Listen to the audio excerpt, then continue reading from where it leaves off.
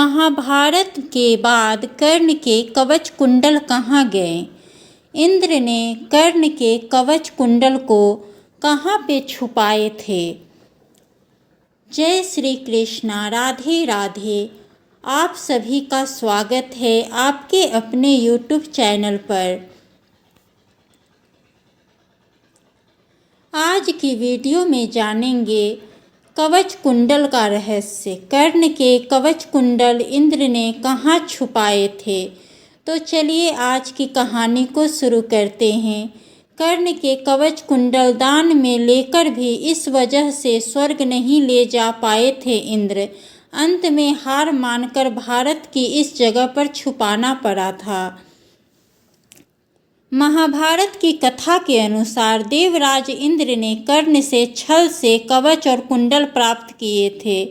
कर्ण ने अपनी दानवीरता का परिचय देते हुए इंद्र को कवच और कुंडल दान में दे दिए थे। इंद्र ने कवच कुंडल को अपने साथ स्वर्ग में ले जाने की कोशिश की, लेकिन इसमें वे नाकामयाब रहे। तब इंद्र ने कर्ण के इन कवच कुंडल को समुद्र में छुपा दिया। आइए विस्तार से जानते हैं कि महाभारत में कर्ण के कवच कुंडल का क्या है रहस्य। महाभारत में कर्ण की दानवीरता की कई कहानियां सुनने को मिलती है। महाभारत की ऐसी ही कथा कर्ण के कवच कुंडल से भी जुड़ी है। कुरुक्षेत्र के युद्ध में कर्ण ऐसे महान योद्धा थे जिसे हरा पाना किसी के लिए भी आसान नहीं था। खुद अर्जुन का पराक्रम भी कर्ण के सामने घटकर आधा रह जाता था। श्री कृष्ण यह बात जानते थे कि कर्ण को हराने के लिए उसके कवच कुंडल को उसके पास से लेना बहुत जरूरी है। इसीलिए श्री कृष्ण ने इंद्र देव को यह कार्य सौंपा। स्वर्ग के देवता देवराज इंद्र ने कर्ण के कवच कुंडल स्वर्ग ले जाने की कोशिश की, लेकिन अंत में हार मानकर समुद्र में छिपाने पड़े। तो आइए जानते हैं इंद्र ने कर्ण के कवच कुंडल को कहाँ छिपाए थे। श्री कृष्ण ने कर्ण के कवच और कुंडल का रहस्य अर्जुन को बताया था। कृष्ण ने अर्जुन को अपने मानस पिता इंद्र से सहायता लेने का सुझाव दिया। तब कुंडल और कवच का रहस्य जानकर देवराज इंद्र एक साधु का वेश बनाकर कर्ण के पास पहुँचे।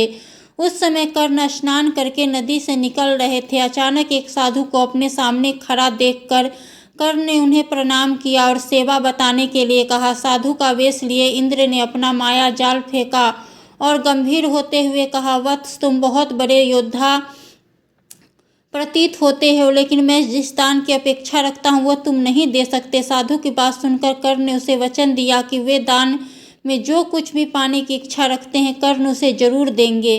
कर्ण साधु बने। देवराज इंद्र की बातों का अंदाजा लगा चुके थे कि सामने खड़ा साधु कोई साधारण व्यक्ति नहीं बल्कि किसी लक्ष्य के साथ आया है, कोई देवता है। फिर भी कर्ण ने साधु की बात का मान रखते हुए अपने कवच कुंडल निकालकर देवराज इंद्र को दान में दे दिए। कवच कुंडल को प्राप्त करने के बाद देवराज इंद्र अपनी असली रूप में आ गए। कर्ण ने इंद्र को प्रणाम किया और मुस्कुराने लगे। कर्ण की दानवीरता देखकर इंद्र उनसे बहुत प्रभावित हुए और उन्होंने अमोघ अस्त्र प्रदान किया। कर्ण को अमोघ अस्त्र भेंट करके इंद्र कवच कुंडल को लेकर स्वर्ग जाने लगे। लेकिन इंद्र जैसे ही कवच कुंडल को लेकर स्वर्ग की ओर प्रस्थान करते कवच कुंडल जड़ अवस्था में एक जगह पर टिके रह जाते। इसका सबसे बड़ा कारण यह था कि इंद्र ने कर्ण के कवच कुंडल को छल से प्राप्त किया था। छल से प्राप्त की हुई किसी चीज को स्वर्ग ले जाया जा सकता था। छल से लेने के कारण कवच कुंडल में नकारात्मक ऊर्जा के कण भी आ चुके थे। इस कारण से इंद्र ने कर्ण के कवच कुंडल को समुद्र में छिपाने का निर्णय किया। कर्ण के कवच कुंडल एक प्रकाशमय ऊर्जा कणों के रूप में थे, जिसे देवराज इंद्र ने रात्रि के समय समुद्र में छुपा दिया। चंद्रदेव यह पूरा दृश्य देख रहे थे, इसलिए उन्होंने कवच और कुंडल लेने का प्रयास किया, लेकिन तभी समुद्र देव ने उन्हें टोककर कहा, चंद्रदेव कर्ण के ये कवच और कुंडल मेरे संरक्षण में है, इसलिए आप इसे बिना किसी अधिकार के नहीं ले सकते। सूर्यदेव ने भी समुद्र देव का साथ दिया और हमेशा हमेशा के लिए इस कवच कुंडल के संरक्षण की जिम्मेदारी ली। मान्यता है कि इंद्र ने उड़ीसा के पुरी के पास स्थित कोणार्क के समुद्र में कर्ण के कवच कुंडल को सूक्ष्म रूप में छुपाया था। आज भी कई वैज्ञानिक अध्ययन करने के बाद भी इस कवच कुंडल का पता नहीं लगा पाए हैं। प्रिय मित्रों, आपको हमारी वीडियो अच्छी लगे तो हमारे चैनल को सब्सक्राइब जरूर करें। धन्यवाद।